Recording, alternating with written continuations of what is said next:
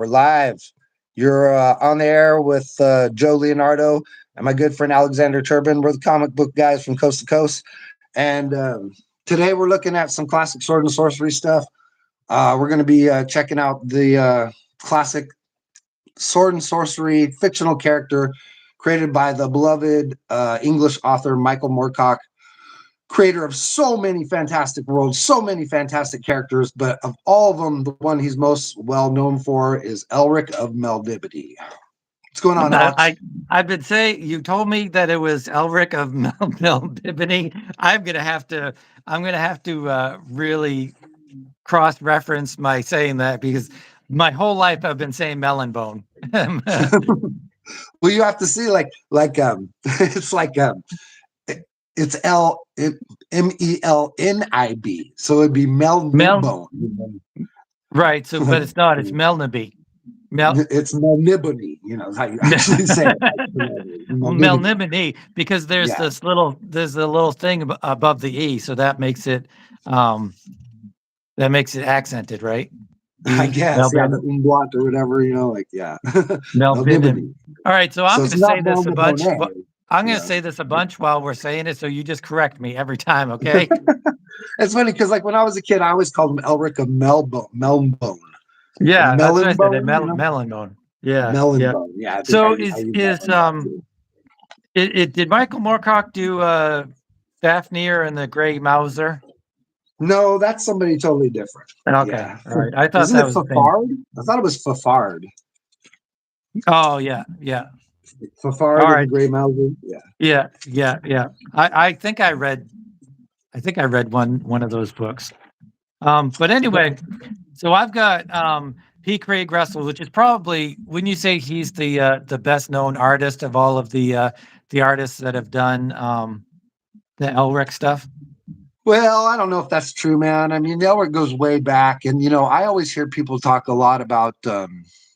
Oh man, I think his name is Droulet, Philippe Droulet. I want to say. Oh yeah, And he's like he's a guy from the heavy metal days. He's yeah, like a yeah, contemporary of Mobius, I believe. yeah, And I know like people go wild for his version of Elric. So he might even be the first guy to draw the Elric and put it in print. It's like he's a contemporary of the author. Like from that yeah, era, and they yeah, know each other. And he might be the first person to get fed the inspiration to create that character on, as an image or whatever, for all I know. yeah, yeah. So I haven't read any of the books. How many books are there? And you've read them There's all? 6 books, but he's part of a bigger universe called the Eternal Champion saga. And the Eternal Champion is like essentially a saga of a single soul that's born into every important era of conflict in every time in every universe.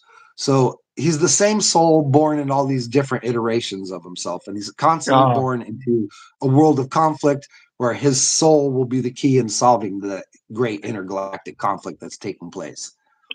so to get it straight, get the story straight, is Elric in the world of Elric, is it like Conan's, where it takes place years before now, or is it a completely different universe?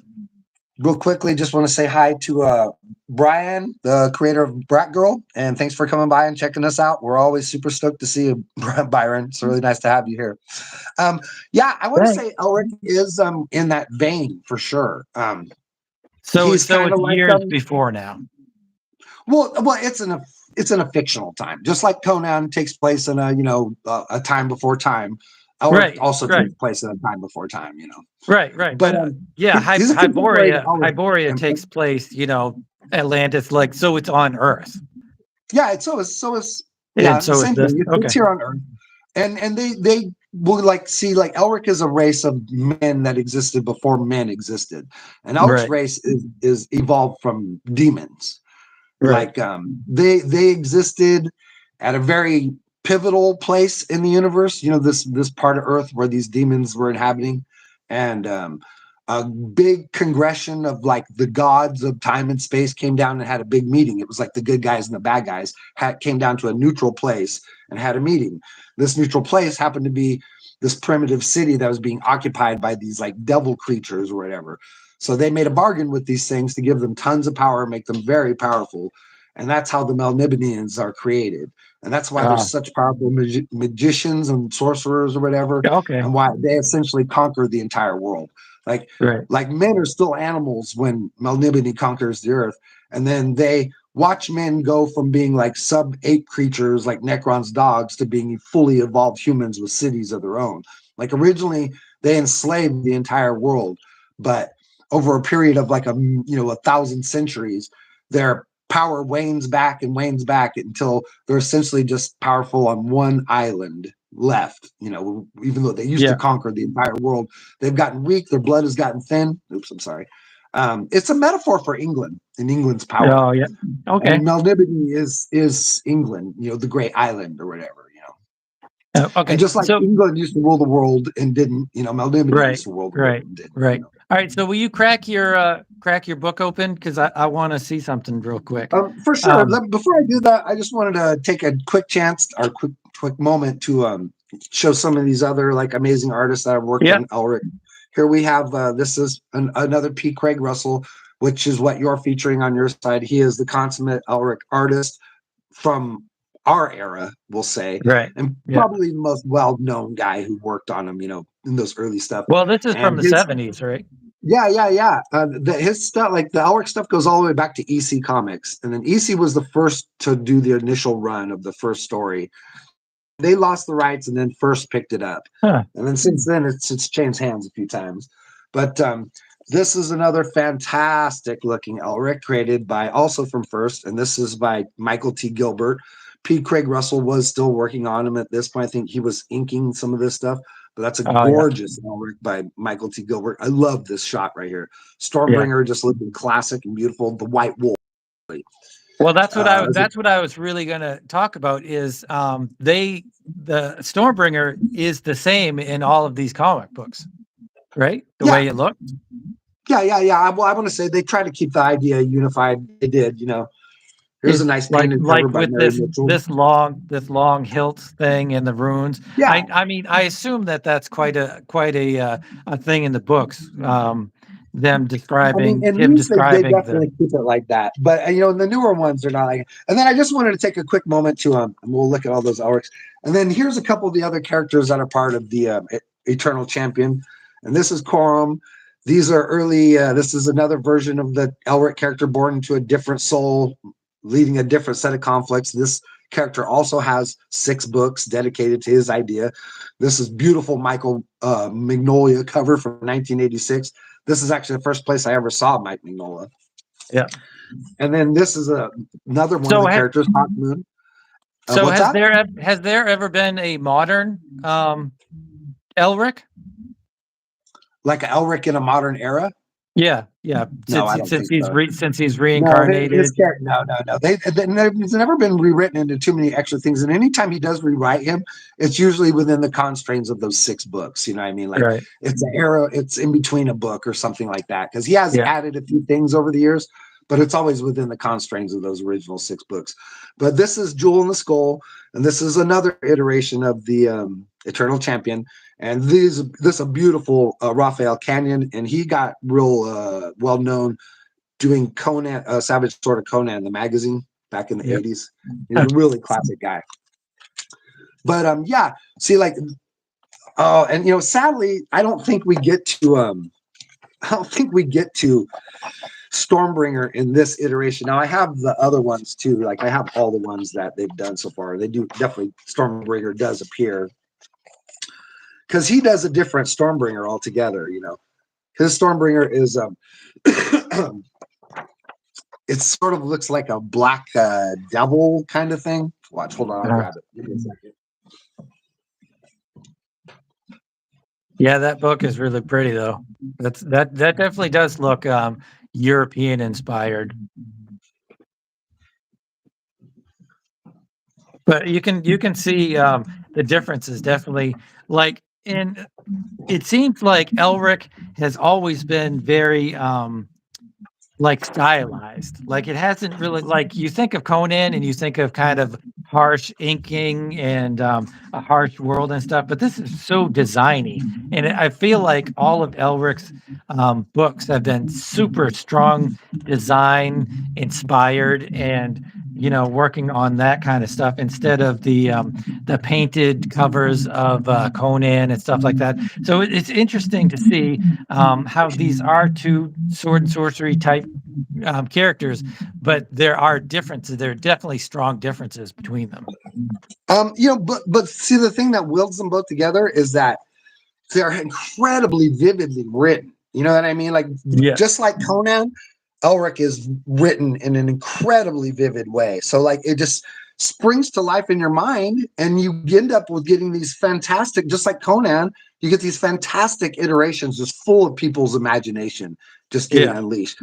But you can see these are this is the right here, like how they draw it as like has like a red center to it kind of thing, like let me see if I can get a good shot of it here. Like Oh this yeah. guy right here. Yeah. And you'll see it has like this red piece. That looks a little more manga inspired-ish. And it's sort of like it's very alive. Like say like just like in any classic thing, like these guys really push the ideas into their own realm. Now, when they do the books, they're very much their own version. Like I notice these guys will like they'll push the stories around, like where maybe the end of the story is presented at the very beginning of the story, and then the rest will be presented as a flashback or that kind of thing. You know what I mean? Where they're switching what's happening around. And I think they do that just to keep people like interested in like people like me who've read it a million times. You know what I mean? Yeah. They're offering like a slightly fresh, version of the ideas or whatever. But I mean, just stunning artwork. And what was really cool about these was that they really pushed the ideas. Like, say, now Stormbringer. Now we're getting ahead of ourselves. Like, Elric is such a classic doomed character, right? He is born as an albino. He doesn't have the strength to lift up his hand from his side. He's utterly weak and utterly helpless. But that's not part of his race, the Melnebonians. No. See, they're incredibly powerful, right? But see, what happened is Elric's dad, who was like the 700th emperor, right? He refuses to do this important ritual, right, where you kill 7 brides and 7 bridegrooms on their wedding day. You murder them and you sacrifice them to the god of chaos on the day you become the king. He didn't want to do that. So because he didn't want to do that, everybody believed that he is cursed, right? And his wife dies while giving birth to his son. And that's the shot right here. And it's this really cool shot. He hears his wife is pregnant, and he comes into the room thinking that she's going to deliver the baby, and she's just hurt. She's dripping blood, and she's dying, and he just pushes the baby aside and doesn't even want the baby. You know what I mean? And he's just like racked with grief over the death of his life. And the wizard is like tries to hand him the baby, and he just looks at the baby, and he just wants to kill it. You know what I mean? He just wants to kill the baby because it destroyed his wife. And it's like everybody believes that happened to him because he didn't do that ritual. And that Elric is born a weakling, like not who shouldn't really be king, right? And that's what everybody thinks.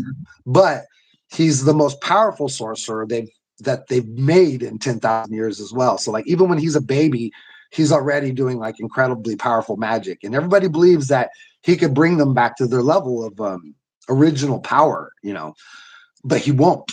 Because he has like this thing that none of them have, right? He has this weird thing inside him that none of them understand and none of them have ever had in 10,000 years. And that thing that Elric has that they don't get and that it makes them bizarre to them is Elric has empathy. Yeah. I was going to say compassion. Yeah, they're devils. You know what I mean? They're a race of demons. They eat people. They enslave everything around them. You know what I mean? They're cannibals. And the thing about melnebonians, right, is they're so like voracious, right? They want to consume everything, and everything has to be like a big thing to them, right? So their life, living a human life, like a life in a physical world, is not enough for them, right? So what they do is they're powerful sorcerers. So they take these really powerful drugs that put them into very long, deep sleeps where they could live inside their dreams. And in their dreams, they live horrific, monstrous lives where they could just live unchained by reality. You know what I mean? And just Right. like, just do monstrous horrors. And that's why Melnimity is called the Dreaming City, because at Yeah. any given time, 70 to 80% of the population is asleep. You know what I mean? Whether it's daytime or nighttime, they just sleep and sleep and sleep, because that's the only way their brains can be satisfied. You know what I mean? By just living in a constant dream of horror. Right. Right. It's Uh, freaking rad, so right? it's all super cool stuff. The problem, like I just read this, and this is number one. I've never really been able to get into Elric, and I think I'm just realizing that I think you might have to really read the books and really love the books in order to truly appreciate it. Well, I would recommend them to anybody. And the thing about the Right. books too is they're fast, Alex. Like the books are like, between 90 and like 120 pages. They're written in really old fashioned pulp style, like the John Carter of Right. Mars or like the Tarzan book. They're written Yeah. like Robert E. Howard. They're written in Right. that exact same kind of vein. And they're very fast and they're super good, man. I mean, he Yeah. writes like it's just like embroidered beauty, dude. He's one of the Yeah. greatest like prose writers I've ever written. And I Mm. love that stuff. Like prose Yeah. writing is just like everything to me, dude.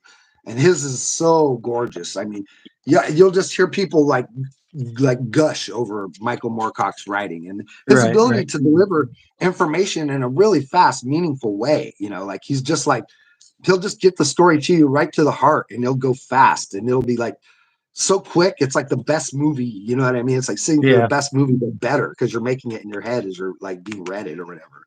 Yeah. But yeah, I mean, it's just a fantastic story. Like Elric grows up. They don't want him, and he doesn't want to be the thing they want him to be. He doesn't understand his people, and they don't understand him. And he has to take all these potions to be a normal person. He has to constantly be being fed magic all the time. He's always being fed other people's body energy. He has like whole Yeah. hosts of slaves, like this whole sequence right here. Let's see, where's it at? Like this So all here. that book is the very first story of Yeah, of Elric. he's in this milk bath. It is.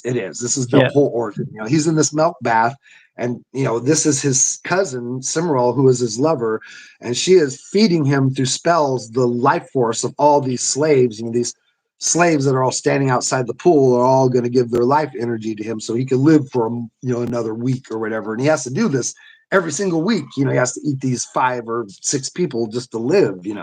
Yeah. And that's where Stormbringer comes in, because later when he finally gets Stormbringer is a living demon that feeds him the souls of the things that he killed. And Right. whenever he drinks the soul, he could, he has this human level of strength that he needs to live. Right. Right. So is in that book that you have there, does that show how he gets Stormbringer? It doesn't. I mean, it's leading to it, but there's 2 halves, like 2 books make up the. Like there's 2 of these to make up the one story. Now I have them, Right. I have them all, whatever. But he doesn't get Stormbringer until the end of the second book. But yeah, it's just, man. I mean, just look at that stuff, dude. You know what I mean? Like, dude, it's so good. And I mean, these guys just crush it. And like I said, Elric is just one of those stories that just makes people's imaginations just come to life. It's bigger than the story. The ideas are just like so much bigger than life. Like this is the Melnibonean ships, right? This is what they sell in on. You know what I mean? Like those are their attack ships. And then the human beings, they're attacking them in like where's it at here? Like the human beings are in these things, you know what I mean? Like these little like Conan ships or whatever. And then when they come in contact, like here's the Melnibonean ships, freaking just like these like oil tanker things, and here's the human ships like coming into them, they don't stand a chance, you know what I mean? There's just like not even no contest, Yeah. And just the level of grandeur in these books and the level of art and beauty, just in all the costumes and stuff, and all the drapery and everything, all the figure work. It's just outrageous.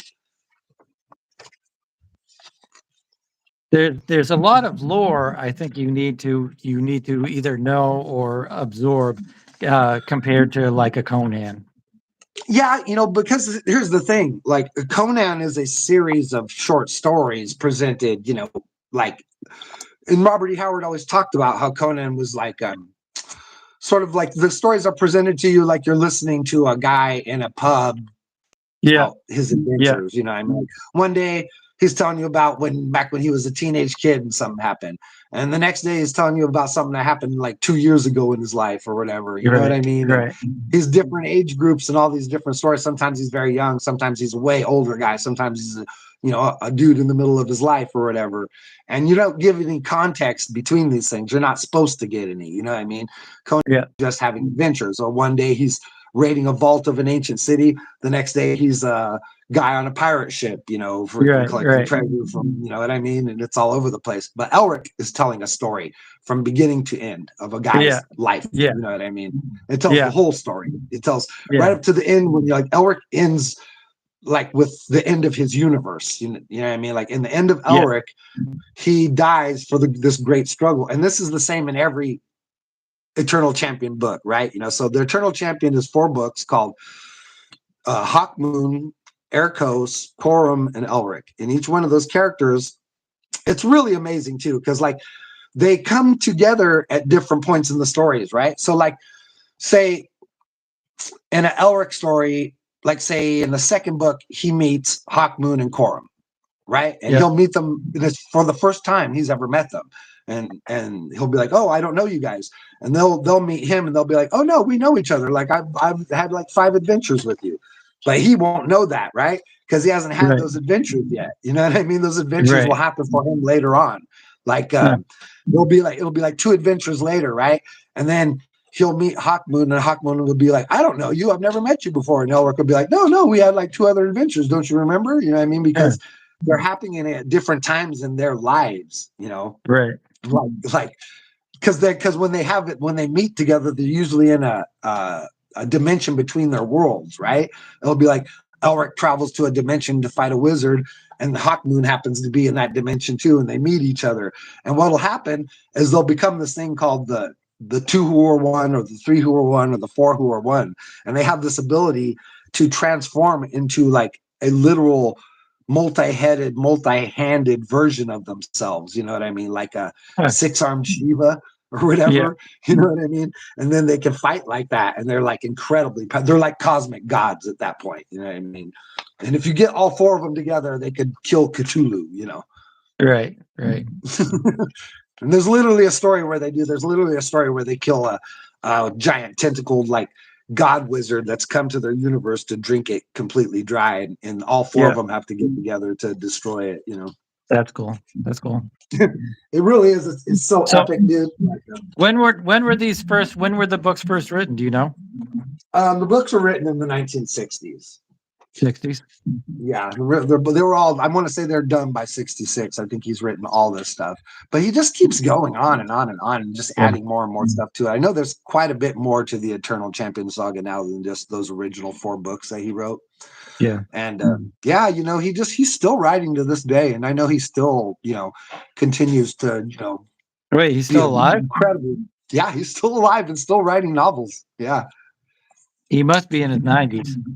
Like Wendy Peeney from ElfQuest, when Yeah, she got out of art school, she did a whole dissertation on Elric, and she tried to make a animated film. And I yeah. have the book.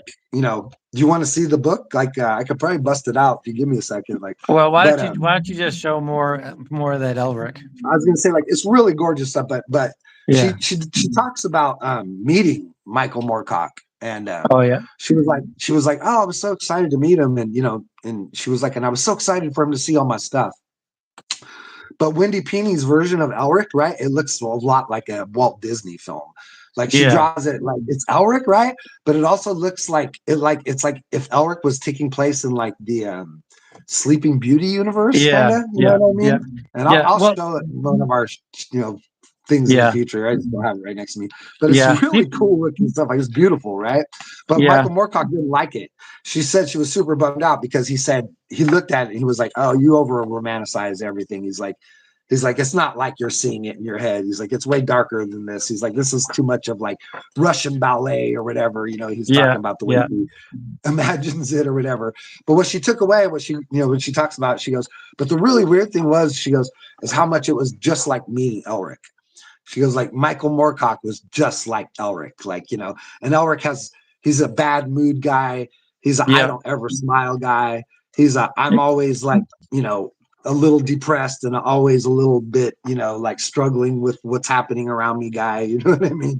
And I thought Yeah. that was really interesting that, you know, Michael Moorcock himself is like, because, you know, authors tend to do that. Authors will often write themselves into characters in their stories, you know what I Yeah. mean? Or Definitely. put a version of themselves as that character. And it's pretty cool because like I just was always drawn to Elric my whole life, you know, just as a character and as an idea, you know, just like I don't know why the dourness of him or why the coldness of Elric, you know, has always just like spoken to Yeah. me, like ever Yeah. since I was a kid or whatever, or the epic power struggle. The idea of this character who is like one of the most powerful men on earth, literally, you know, just swallowed in wealth and power and just, you know, rapture. But he just wants to be free. He would rather live a life plagued by, you know, humans and running away from everything than deal with all of his responsibilities. You know what I mean? And he just wants to be a free man making his own decisions. And he believes that everything he does is tainted by the gods. Like he's just a pawn, you know what I mean, on a big chessboard. And he wants to believe that his life is his own life, but it doesn't feel like it. He just feels like every move is being made for him. And, you know, in fact, it is, you know, Right. and it's Right. just really great struggle and really great, you know, storytelling and just epic, sort of like tragic, you know, soap opera level drama. Yeah. You know what I Yeah. mean? Like, Why don't you crack open some of those other books? you want to see some of this other stuff? Yeah. Yeah. And, It's fascinating how that's a more modern book that you're looking at, right? When did that come out? oh, yeah. Here's some Michael T. Gilbert doing Elric. And, you know, When did the book that you were just looking at come out? um, let's take a look here. Not this one, but the other one. I know. I'm Yeah. gonna, yeah, hang on. Oh, take me a second to find it. Let's see, 2014. 2014. Yeah. Yeah. It has a way more modern aesthetic than this or Watch, well, the other this will be stuff. a fun one to do because I believe these are the same story, right? Okay, so like right here, you know, like this iteration, right? This is the statue in the middle of the city, and then this is the same story right here. Oh yeah. Yeah. The jade statue in the middle of the city Huh. or whatever. You know? And this one is a little bit more literal, you know what I mean? Like say, okay, so here are the lizard guys. You know, they're attacking the crew. Watch let's see. Now, do you like the more designy work of the other book that you're holding, or the more modern and I mean, I don't know? I think this is gorgeous. I mean, I fell in love with this version when I saw it. You know what I mean? yeah. Like literally these were all gifts from my children, my daughters. I discovered this book and I was like too cheap to buy it. You know what I mean? I was Yeah. like, oh my God, this is so gorgeous, but I didn't want to like drop the money on it or whatever. Yeah. And then Yeah. my Yeah. daughters went out and bought me like the entire set or whatever, That's just to cool. That's kind of, awesome. you know, because they're just so sweet or But whatever. Just but always trying to encourage you know me, what you I'm know? talking about, the designiness of the other books compared to the You know, like dude, like these are so much I have brighter. yeah, it's a totally different thing, you know, and they're two Yeah. totally different eras, you know, obviously, Yeah. you know what I Yeah. They mean? definitely are. But I have absolute love for both of them. You know what Yeah. I mean, dude? Like there Yeah. is no part of me that likes one more than the other. There is Yeah. no part of me that thinks the other is better than the other, you know what I mean? Yeah. Like I think any person who They're sets out beautiful. to They're all beautiful, yes, dude, they're obviously. gorgeous, man. And any person who sets out to tell a complicated story like this and has any measure of success in completing it and doing, you know, and translating the ideas so that we can, you know, have the visual feast that, you know, that we're denied when we read it. You know what I mean? Because when Yeah. you read the book, you're seeing it in your head, but you just, you know, it's not there in front of you like you so desperately want it to be or whatever. You know what I mean? Yeah. Yeah. Like, but when you're, you know, when you're reading the book, you got the comic book in front of you, you know, like it's just all right there. And, you know, I So amazing. I also wonder if Michael Moorcock had any input on the comics. I don't think he You know, did. I don't know that. I really don't know. I mean, like that's a good question. Yeah, I don't know if he did. Like, I really don't think he does too much because, like, I think they just got the rights to it essentially, and once they Yeah, got the rights, they were just kind of free to do what they thought, and yeah, they stick pretty close because that's what the fans really wanted, and that's what was selling. You know what I mean? That's what was getting yeah. them big sells or whatever. And But there's never been a movie or a TV show or anything, right? no, but like everybody rips it off like so. I mean, Witcher, dude, is just a generic Elric. You know what I mean? Yeah, The Witcher is like ripped off from Elric so bad it's not even funny. But this is P. Craig Russell right here. yeah, Like that beautiful shot of him in the water right there. Like just totally gorgeous. yeah. And P. Craig, like Russell stuff is so. Um no, I'm going to answer. I'm sorry. I'm going to answer. Byron real fast. He was asking if there was ever animated Elric. Sadly, there isn't. It seems ridiculous that there isn't, right? I mean, there's like so many iterations like of characters that look just like him, but are not him, and so many versions of characters that are utter ripoffs of him. But no, Elric has Yeah. never been animated. He's never been in any kind of living media at all, other than like I think like a radio show or something like that in the comic books. Hey, I can't see anybody that's in the chat or any kind of comments or anything. So if you see any kind of comments, go ahead and stop whatever Yeah, I'm I just saying wanted to and stop and respond answer to it that real because fast. Yeah. I can't see anybody in the But chat. man, like you said, like P. Craig Russell is probably the premier guy in these early versions. I mean, his Yeah, version of Elric is so soft and beautiful and just has these wonderful, like feminine qualities, but also, this like real stark masculinity to him. Cause like Elric is like, he's like everything. He's like every woman's dream and every man's yeah, fantasy. You know what I mean? Like every man wants to be Elric and every woman wants to sleep with him. His yeah. story is just about struggle with all these higher powers and destiny and like, I mean, Pete. I mean, look at that. You know what I mean? Like It's that's just really great. it's so amazing to me how because that is awesome stuff and this is so much more stylized. It's so amazing to me how an artist changes their style so dramatically, like Yeah, P. Craig Russell or Mignola or Sienkiewicz or yeah, whatever. It's just it's like something switches in their brain and they're like, hey, I'm going to do this completely new and different thing that anybody has ever seen before. It's yeah, so astounding. yeah. And it's so cool, like seeing all these different guys, like what they do with the characters and stuff. And here's Michael Gilbert, Michael T. Gilbert back at it again. And this stuff is Yep.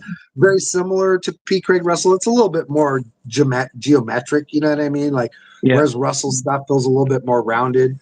Yeah. T. Yeah. Gilbert stuff is a little bit more geometric, has a little bit more square shapes to it. But you know what I mean? Like, these are gorgeous stuff, dude. Just like everything. And it's so cool because like Elric looks fantastic like this. You know what I mean? Watch, there's a great shot of him coming up here. This one right here, I really liked this when I was a kid. I probably drew that a couple of times, when I was a Yeah. kid growing up. Yeah. I love the costume, the little sort of elfin like green thing with the long boots and stuff. And and then you come over here. Are there elves in Elric? Well, Elric, the Melnebonians are a type of elf. They have Right. pointed ears.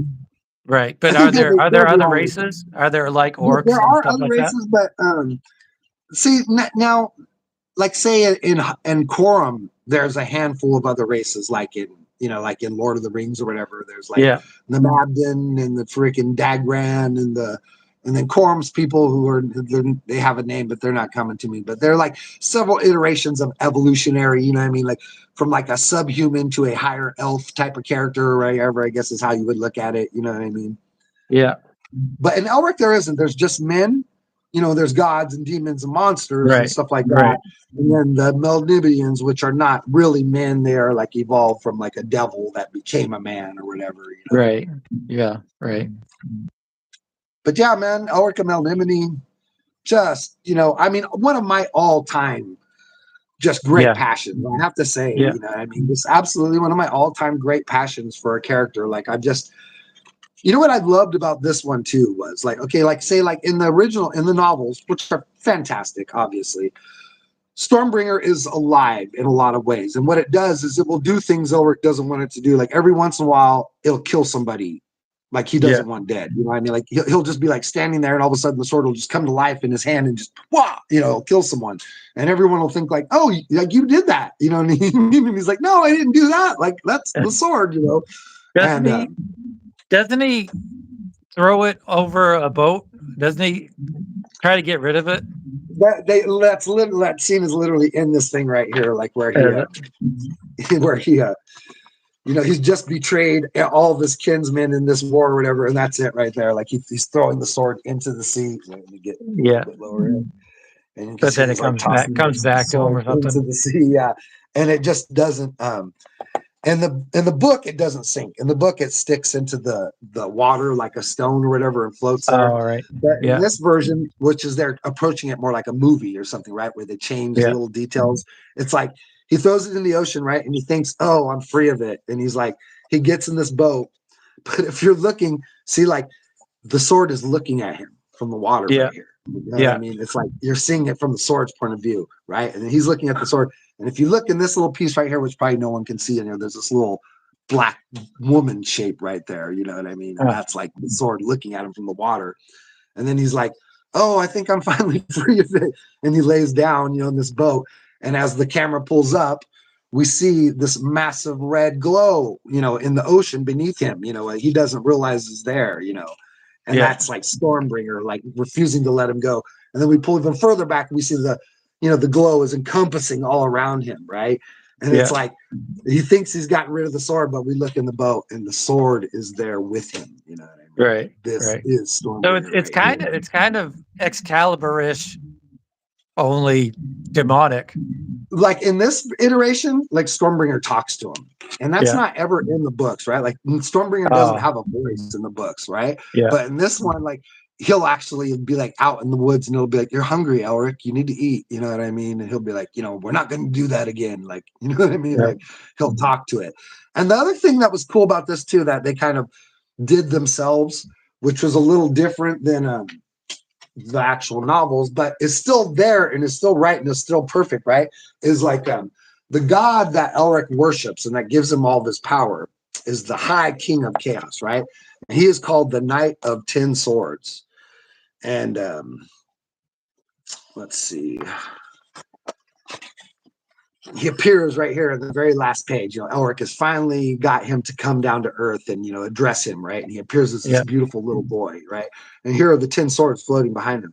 What they did in this, what is not actually in the novels is the 10 swords are his daughters, his 10 daughters, right?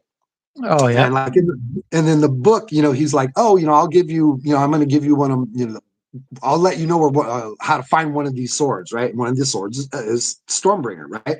And he gets sent on a quest to go get Stormbringer. And that's what happens, you know, in the second half of the story. But the way they approach it in this is he comes down and he goes, I'll marry you to one of my daughters. And, you know, the 10 swords are his daughters.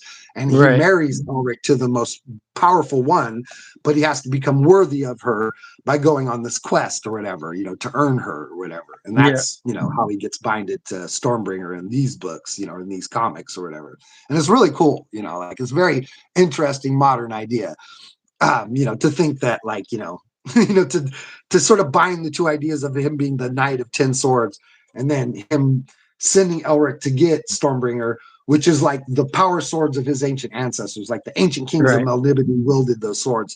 And there's two of them. There's Stormbringer and Mournblade, and they're twins of each other. And you have to, one of them has to be defeated to wield the other one. You know what I mean? So Right. to own Mournblade, you have to defeat Stormbringer, and to own Stormbringer, you have to defeat the Mournblade. You know. That's cool. That's cool. But hey, we're getting to 40 minutes, so we should Yeah, probably yeah, start yeah. wrapping And stuff up. super cool, you know what I mean? Yeah, very Corbin-esque. Yeah, for sure, Byron. Yeah, I agree because Corbin was one of those great all-time fantasy writers for sure. But yeah, just wanted to share a passion for this character that I've had for a long time. Alex was cool enough to let us do a show about the whole thing. Super Yeah. fun. And Yeah, I hope definitely. I stoked a fire in some people's, imagination. I hope you guys all run out and get the books. They're cheap. You could get them at I'm thinking about any, it. yeah, any cheap bookstore. I guarantee you're going to find his books there, and you're going to get them for Yeah. $1. They're going to be $1 a Yeah. piece, or like 80 cents a piece, man. You can walk out with all 6 of them. You could read all 6 of them in a weekend. You know what I mean? Yeah. They're 90 pages, 80 pages, 120 pages. They're fast, and they tell the whole story, and he's amazing. You'll walk away feeling like you read one of the greatest, old time writers of all time, because he's in that same level of Robert E. Howard and Yeah. Lovecraft. You know what I mean? He's just one of Yeah. those all time greats. He's just Cool. a European version of them. You know what I mean? So once again, this is Comic Books from Coast to Coast. We're just taking a few moments to stop and look at the classic Michael Moorcock character in comic books and media and novels. Elric and Eldivany. Once again, I'm Joe Leonardo. I'm the creator of Six Lords of Sound, Super Heavy Metal Heroes in Space. If you'd like a copy of that, please direct message me on my Instagram at Awfully World on Instagram. If you guys hung out with us today and you watched to the end of the video, we really appreciate that, because watching to the end helps us push the algorithm to other comic book minded people who might enjoy it. And if you came by and you enjoyed the show with us, we just want to stop and say thank you for stopping by and watching, and how much we appreciate all you guys out there. Alex, did you have anything you need to say at the end? Yeah, I produce a comic book every month called Random Access that you can get at patreon.com/Alexander Turbin, or even better yet, go to my website, alexanderturbin.com, and all of my previous comic book stuff, Random Access, Mutandis, Queller, Cyrene, everything is there. And yep, and this is the newest one, issue 29, and that'll be going out to patrons within the next few days. And it's a little bit late, but there you But go. full color this time, though, right? Yep, it's full color. Yeah. I strayed from the color for a while just because time constraints really I was the think full biggest color thing. makes up for any lateness that you might be experiencing. Anybody out there is getting full color comics, man, you guys are stoked. Yeah, and I mean, I do think that the color looks a lot better than the black and white. But I mean, there's lots of people that love just the black and white as well. Yeah, so And they're both I have great. backups by Paul Courtjohn as well. I What's that? personally think I think they're both great. You should do them, but what I like to see is, like, you putting them all out, and you putting them all out, and you get your, because you're fast and you're on time and you're always pretty accurate with getting your books done.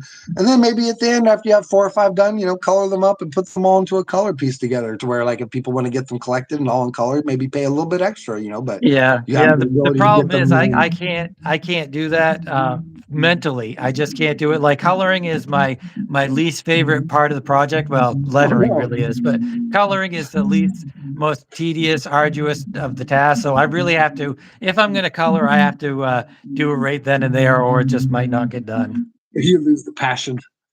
Yeah.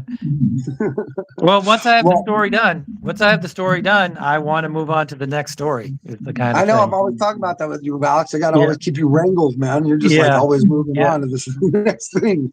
Yeah, I gotta finish what's going on though. Definitely. All right. Well, no worries. Hey, we're all lucky to get the good comics that we get from you, bro. And we're always Thanks. excited to see what you got happening next. Once again, I'm Joe Leonardo, and this is Hey, my good buddy, Alexander Turbin. Oh, yeah. One last thing. I'm working on this thing, and I'm gonna zoom out. This will take 1 second. Well, it might Oh, take no, more than that one was the second. piece you were working on when we were drawing This last is time. That's yeah. coming out. Awesome. This is gonna be the next random access after this. This is I don't want to spoil it for people, but this is the last page. Do you think that I should have this character, because they're being attacked by spiders, obviously, as you can see? Do you think I should have this character looking that way towards the spiders, or looking towards the audience? Could you push your camera down on that just a smidge? Like Let's get a little. I have this guy who's kind Well, of talking. pick the paper up and hold it towards the camera a little bit.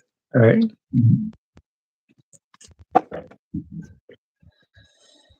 So do you don't have the face drawn in or anything, or is that just a No, hood? no, that's his hood. Okay. Because he's looking at the spiders that are jumping out at him.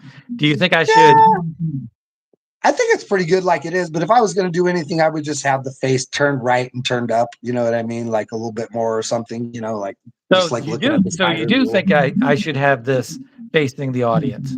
I did not look at it and think that. Okay, but if you're asking me, Yeah, I don't think that's a bad idea. You know.